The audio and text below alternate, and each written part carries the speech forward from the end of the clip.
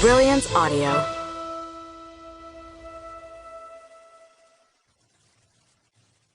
The Running Girls by Matt Brolly. Performed by Patricia Santamasso. As the Greyhound pulled into the Houston bus terminal, Frank Randall experienced a surge of anxiety. He'd never really liked the city, and after so much time away, the thought of so many people in one place was unnerving. The trip here had been bad enough. He was used to crowds. 15 years in a Texas state prison and 6 months in a Huntsville halfway house would do that to a person. So being cooped up for 4 hours in the company of strangers should have been a breeze. He'd been warned there would be a time of adjustment, but watching the various people board the dirty blue vehicle had almost made him long for the inside. He'd passed the miles in silence, the young woman sitting next to him not acknowledging his presence. Her focus on the shiny gleam of her cell phone screen, her ears plugged with white earphones.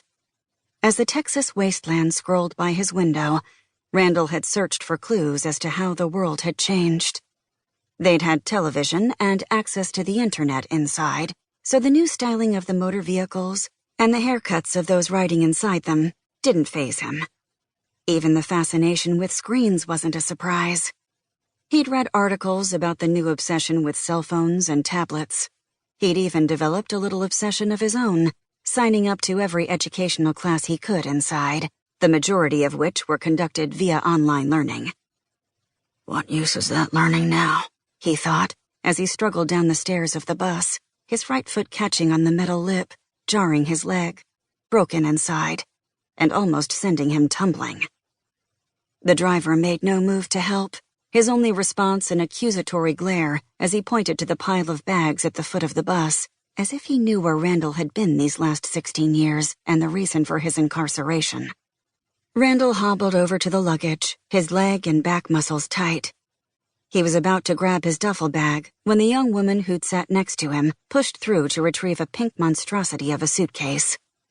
"Excuse me, ma'am," said Randall, but she was already gone, the suitcase following behind her on wheels. Like Randall, the bus depot was stuck in time. The fumes of stale diesel and cigarette smoke kindled a memory. He'd made the journey to the city a few times with Annie.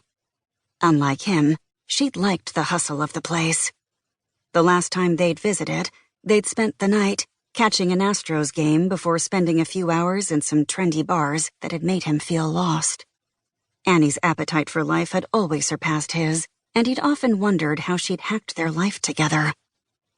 Maybe it had been the Gulf. As much as she loved the bright lights, nothing could compete with her love of the murky waters off Galveston. More likely, she'd put up with me for so long because of the time I spent away on the refineries, he thought with a rueful smile as he recalled the passion with which she would always greet him when he returned from his time away. Randall then crashed, as that happy recollection was dashed by the memory of the last time he'd seen Annie.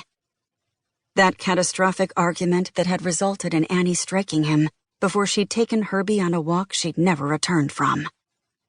It was another hour before the Galveston Greyhound was due to leave. Randall battled through the hurrying crowd, feeling frail and invisible, as he dragged his leg to the counter of a Starbucks and ordered a black coffee. The order taker, his name badge declared he was a barista, but Randall couldn't get on with such terms. Barely looked old enough for high school.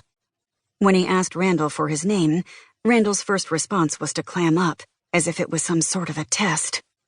"So we know who to call for," said the boy, with a weariness that suggested it wasn't the first time he'd said those words to a befuddled old guy. "Frank," Randall whispered the name, as if everyone was listening, as if someone would stop and say, "Aren't you the man who murdered his wife?" Randall could still taste the coffee 2 hours later. Dank and earthy, it coated his mouth as if it had infected his saliva. The Greyhound to Galveston was less crowded, and he'd managed to bag a seat on his own. Everyone was busy on their screens, but Randall was entranced by the landscape. They were still on the endless gray track of the interstate, but the Gulf was close.